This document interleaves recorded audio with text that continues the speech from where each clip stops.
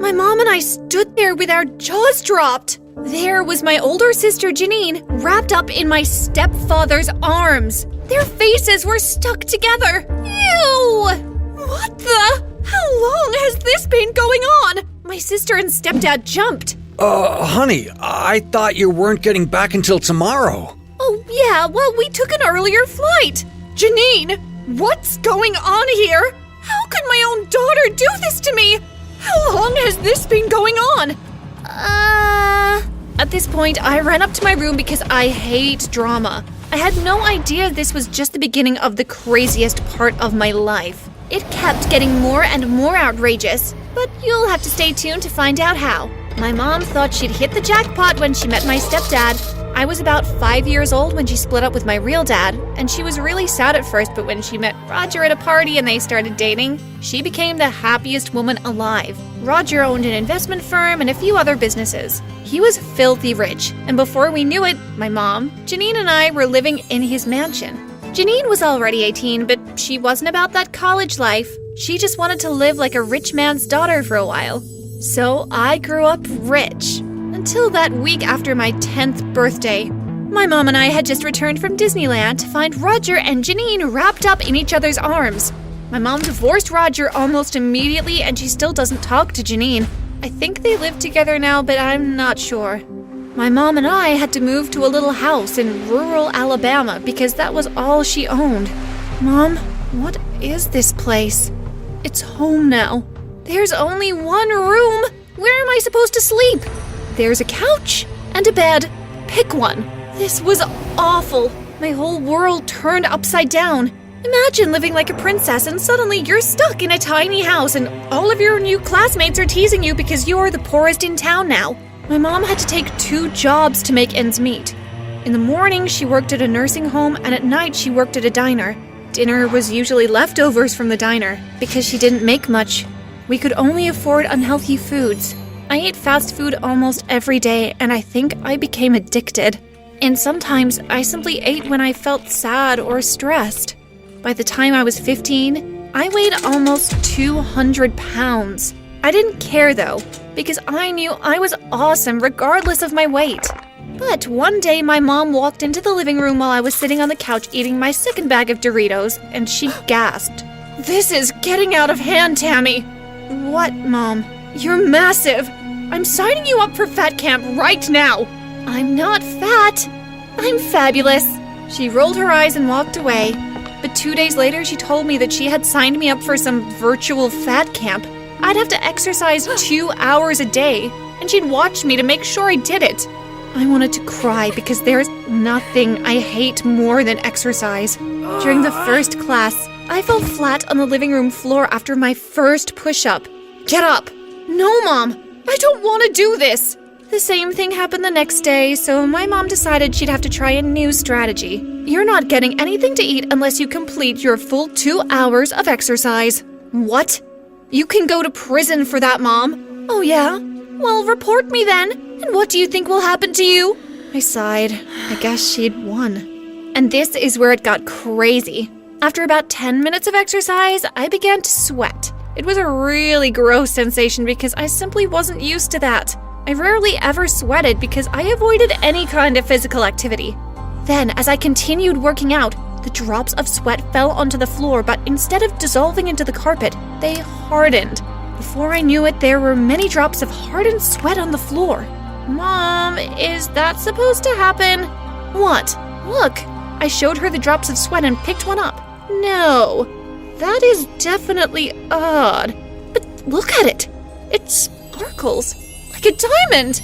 I'll get this tested tomorrow. Keep moving. You've only done 1 hour."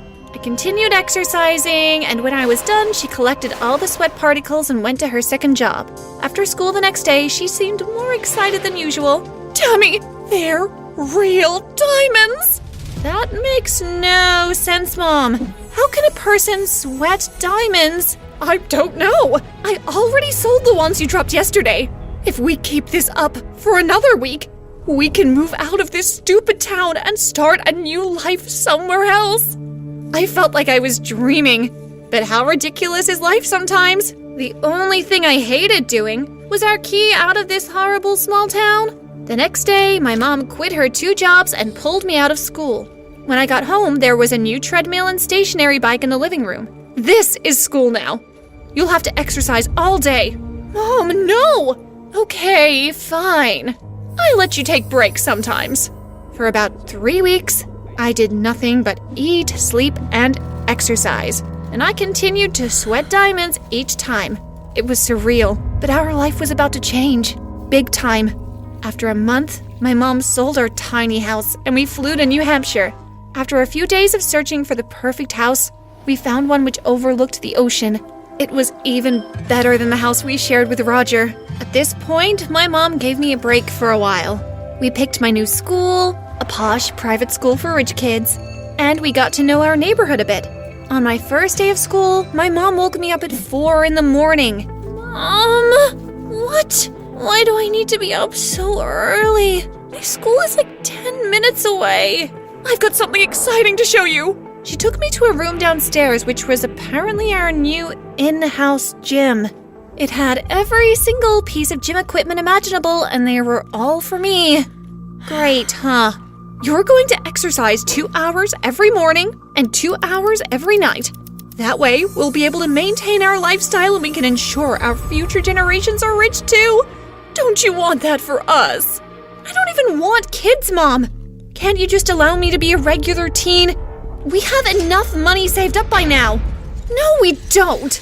I've spent it all already. Stop talking and get to work. I hated this. But do you know what? Remember how I told you I was a really chubby kid because I ate everything in sight?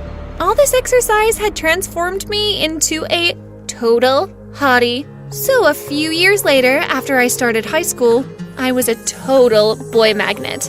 I belonged to a clique of girls who were quite popular too. So apart from the excessive exercise, I was happy. Eventually, I met the guy of my dreams. His name was Xander, and he was just perfect in every way. His eyes always glistened whenever they spoke to me. He had the smoothest skin and the most perfect smile in the world. And don't get me started on his hair. But we couldn't hang out as much as I wanted us to because of my exercise schedule. I tried to be honest with him, but I omitted the diamonds part. But I guess the truth always comes out when you're serious about a person. It was during a heated argument. Can't you just make time for me? Just one whole Saturday? We only ever hang out a few minutes a day. I told you, I have to work out. You work out too much. You already look perfect. A little break won't kill you. I feel like you're hiding something from me. Xander? What? You're hiding something, aren't you? Is there another guy? No, Xander. I sweat diamonds, and my mom forces me to work out. My 3-year-old brother could have come up with a better excuse. I'm serious. Look, run around the block with me. What? Follow me. I started running and he followed me, looking confused as hell. After a few minutes, I was sweating profusely. The drops fell onto the road and he saw it for himself. I bent down to pick up a diamond. What the? Let's go to a jeweler to get it evaluated. You'll see I'm not lying. Long story short, Xander realized that I wasn't lying. He took a while to recover from this crazy news, then he took me on a fancy date to apologize. After dessert, he looked deep into my eyes and said, "Why don't we run away together?" What? This is our last year of high school. Instead of going to college, we can just run off together.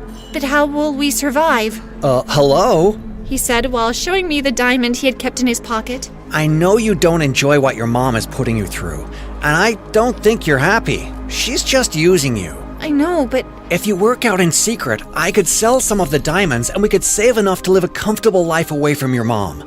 I know you hate working out, but you'd only need to do it for a little while. Then we'd buy a house and start our own business, maybe in Asia or even the Caribbean. You think you'd like to spend the rest of your life with me? Of course, I will marry you someday. Well, if that's what you want. I smiled. Yes, I'd like that very much. From that evening, I started working out secretly at Xander's house. He sold the diamonds and we opened a secret account in my name.